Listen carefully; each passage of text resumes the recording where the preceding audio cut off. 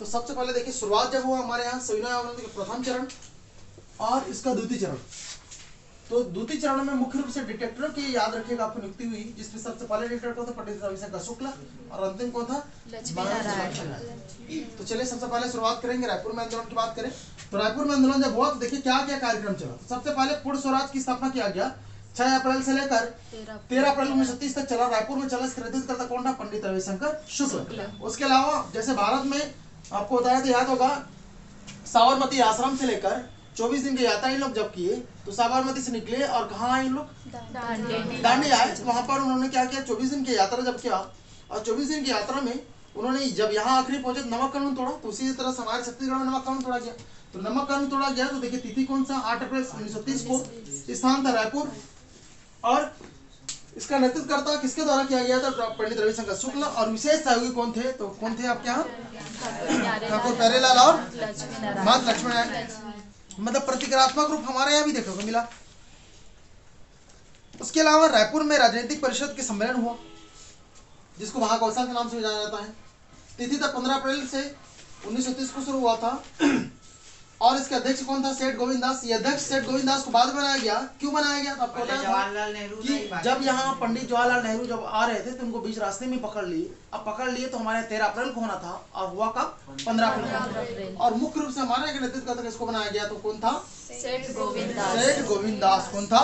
सेठ गोविंद दास। तो 15 अप्रैल 1930 को महाकौशल राजनीतिक परिषद के सम्मेलन में पंडित रविशंकर शुक्ल ने हाइड्रोक्लोरिक अम्ल, जिसको HCl कहते हैं, और सोडा को मिलाकर नमक कानून बनाया, और प्रतीकात्मक रूप से नमक बनाया और नमक कानून तोड़ा उन्होंने। कहते हैं कि इसको विशेष सहयोगी थे कौन? सेठ गोविंद दास। और उसके साथ सहयोगी थे द्वारका प्रसाद मिश्र, महंत लक्ष्मी नारायण दास व गयाचरण त्रिवेदी।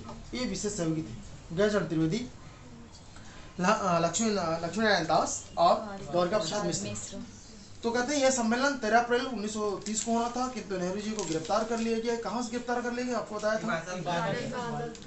कि इबादतगंज से इसको गिरफ्तार कर लिया गया। और बाद में फिर आंदोलन के प्रचार के दौरान रविशंकर शुक्ल को भी 28 अप्रैल 1930 को गोविंदा स्टेशन में उसको गिरफ्तार कर लिया। गोंदिया कहाँ? गोंदिया जो कहाँ था आपका? जबलपुर। तो यहाँ पर उनको पकड़ के जेल डाल दिए। अब मुख्य रूप से नेतृत्व करता कौन हो गया हमारा? क्या था? सेठ गोविंद दास। देखिए रायपुर में होना था किसको? रविशंकर शुक्ल, सॉरी पंडित जवाहरलाल नेहरू को होना था। अब वो जब अंदर हो गया तो नेतृत्व करता ग्रुप में किसको बनाया जाना था? पंडित रविशंकर शुक्ल। उसको जब पकड़ लिए तो किसको बनाया फिर? सेठ गोविंद दास। ये इनका नेतृत्व। उसके अलावा कर मत दो और पट्टा मत लो आंदोलन 1930 में चलाया गया। ये भी रायपुर में चला। नेतृत्व करता कौन था? ठाकुर प्यारेलाल, ये रायपुर से था। गजाधर साहब जो था वो बिलासपुर से नेतृत्व करता था। ठीक है, ये लगभग रायपुर में जो प्रथम चरण में सविनय आंदोलन होता है इसके। उसके अलावा आपको एक और बताया था कि छत्तीसगढ़ में के 5 पांडव, जिसको युधिष्ठिर कौन था? युधिष्ठिर जो 52 लाखे। भीम कौन था? लक्ष्मी नारायण दास। और अर्जुन कौन था? ठाकुर प्यारेलाल। नकुल कौन था? मौलाना अबुल राव। और सहदेव कौन था? शिवदास यादव। इसको याद रखने के लिए कैसे बताया था?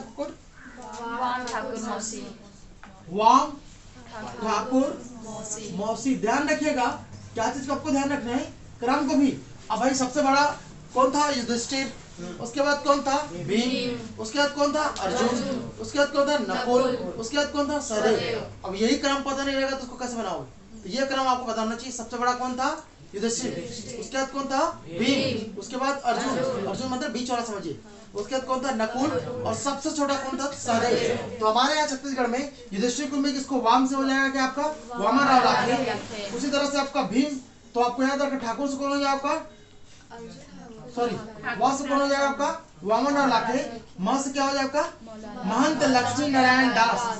महंत लक्ष्मी नारायण दास। ठाकुर से याद रखना आपको ठाकुर प्यारेलाल, ये हो जाएंगे अर्जुन। और मां से आपको हो जाएगा मौलाना अब्दुल रऊफ, ये हो जाएंगे आपके नकुल। और उसी तरह से सी से आपको याद रखना है शिवदास यादव। ये कौन? आपके सहदेव। तो ये कौन से? सबसे पहले वास कौन हो जाएंगे? वामन राव लाखे। ये कौन थे भाई? वामन राव लाखे। ठीक है, ये कौन थे? युधिष्ठिर। और मां से क्या हो जाएंगे? महंत लक्ष्मी नारायण दास। ये कौन थे? तो भीम।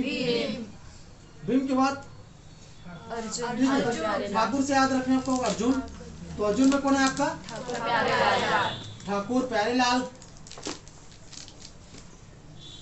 और उसी तरह से माओ में क्या हो जाएगा अपना, मौलाना अबू ये कौन था भाई, अर्जुन के बाद कौन था, नकुल। ये नकुल है। और ये शीश हो जाएगा, सहदेव सहदेव हो जाएगा। लेकिन क्या बोलेंगे इसको, शिवदास राजा सहदेव। तो ये हो जाएंगे आपके मौस हो जाएगा कौन, मौलाना मौलाना। अबू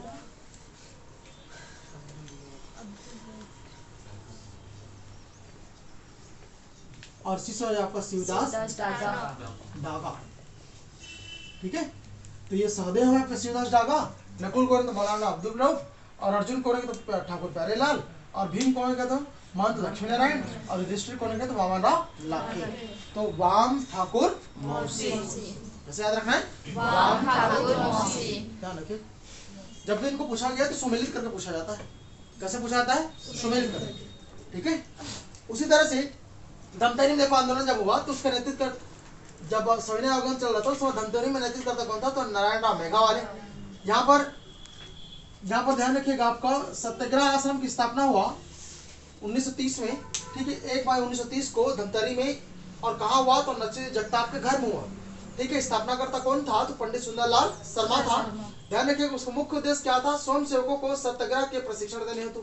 उसके अलावा बिलासपुर में जब हुआ आंदोलन तो देखिए इसका नेतृत्व करता कौन था, दिवाकर कालीकर। तो दिवाकर कालीकर नेतृत्व करता था, शराब दुकान के सामने हड़ताल धरना दे रहा था, इसको जेल में जब डाल दिए तो 2 लोग नेतृत्व किया हमारे यहाँ से बिलासपुर में, एक है वासुदेव देवरस और दूसरा आपका ठाकुर छेदीलाल। उसके अलावा बिलासपुर में आपका जिला राजनीति परिषद की स्थापना हुआ 1930 में, स्थान था टाउन हॉल बिलासपुर में, अध्यक्ष कौन था, छेदीलाल। कहते हैं कि 17 मई 1930 को ठाकुर प्यारेलाल के नेतृत्व में छेदीलाल ने क्या किया, झंडा फहराया। ठीक है, तो कहते हैं यहाँ पर देखिए 17 मई 1930 को ठाकुर प्यारेलाल की अध्यक्षता में जिला परिषद का गठन किया गया, जबकि बैरिस्टर छेदीलाल की अध्यक्षता में 3 दिनों तक के अथक प्रयासों के बावजूद बिलासपुर के टाउन हॉल में क्या फहराया गया, तिरंगा झंडा फहराया गया। उसके अलावा बिलासपुर के शासकीय हाई स्कूल में झंडा फहराया गया। तिथि क्या था, तिथि था 8 अगस्त 1930 को। ठीक है, और नेतृत्व करता कौन था, क्रांति कुमार। लेकिन बाद में जब नेतृत्व करता या फिर कहेंगे स्कूल के जो बच्चे थे उनके नेतृत्व करता, या फिर हाई स्कूल में जो छात्र थे उनका नेतृत्व करता कौन था, कालीचरण। ये कालीचरण को फिर गिरफ्तार किए थे, ये ज्यादा विरोध कर रहा था, झगड़ा हो गए थे। ठीक है, उसके अलावा बिलासपुर में वानर सेना का गठन किया गया था। तो बिलासपुर जब वानर सेना का गठन किया, ये याद रखिएगा प्रथम चरण के दौरान हुआ, ध्यान रखिएगा 1930 में।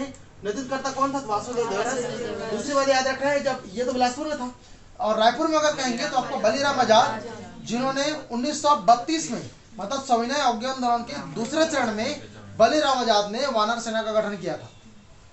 ठीक है, उसी तरह से मुंगेली की अगर बात किया जाए तो मुंगेली में नेतृत्व करता कौन था, कालीचरण था।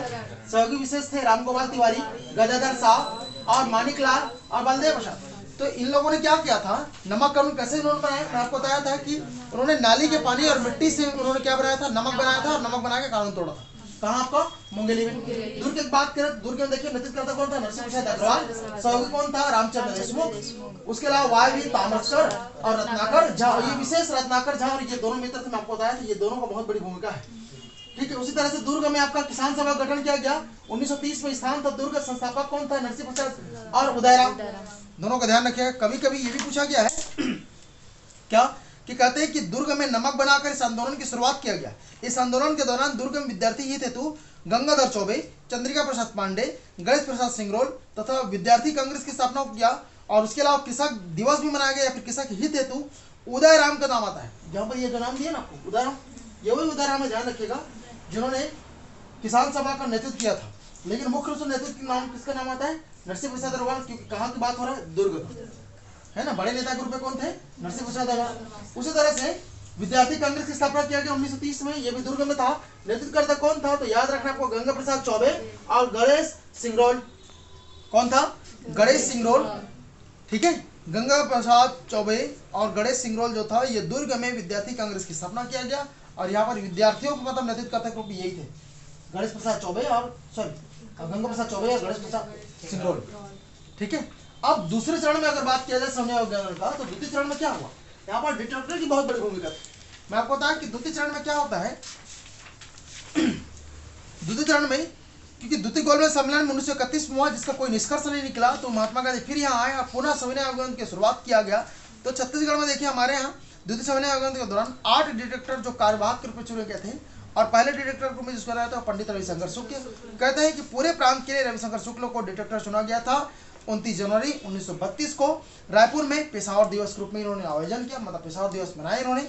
उसके अलावा दूसरे रूप में जिसको नाम किया पंडित सुंदरलाल शर्मा, तीसरा आपका शंकरराव गौरव वाले, चौथा आपका माधव प्रसाद परगनिया। और उसी तरह से 5 मई को ये गिरफ्तार हो गए, क्यों याद रखिएगा। फिर राधाबाई का नाम आता है। क्यों राधाबाई का नाम आता है? क्योंकि आपको बताया था कि महिलाओं में रायपुर से नेतृत्व करता कौन थी? राधाबाई।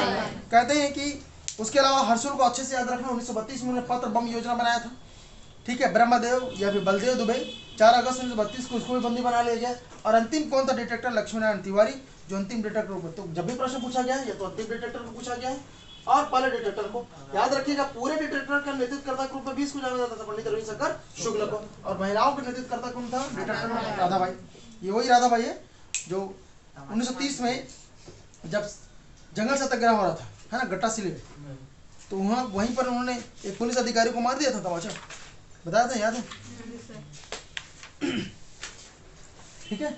उसके अलावा देखिए, अब जब ये दूसरे चरण में सैन्य आंदोलन हो रहा था, तो इस दौरान हमारे यहाँ कुछ और कार्यक्रम चलाए गए। सबसे पहले कार्यक्रम 10 जनवरी 1932 को रायपुर में किसान सभा का अधिवेशन हुआ। फिर फरवरी 1932 को बालोद में कांग्रेस का जुलूस निकाला गया। फिर फरवरी 1932 में बिलासपुर में विदेशी वस्तुओं के दुकान के सामने धरना दिया गया। इसका नेतृत्व करता कौन? ठाकुर छेदीलाल। फिर 6 अप्रैल से 12 अप्रैल के रूप में हमारे यहाँ बलिदान दिवस या सत्याग्रह आश्रम सप्ताह मनाया गया था।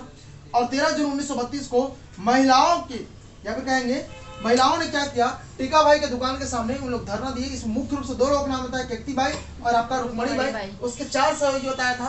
क्या था वो 4 सहयोगी? सबसे पहले एक नाम बताया था आपको बंटोरा बाई, दूसरा बताया था मुटकी बाई, तीसरा बताया था केजा बाई, और चौथा कौन थी? कुटनिया बाई। ये 4 विशेष सहयोगी थे, किनके? केकती बाई और रुक्मणी। ठीक है।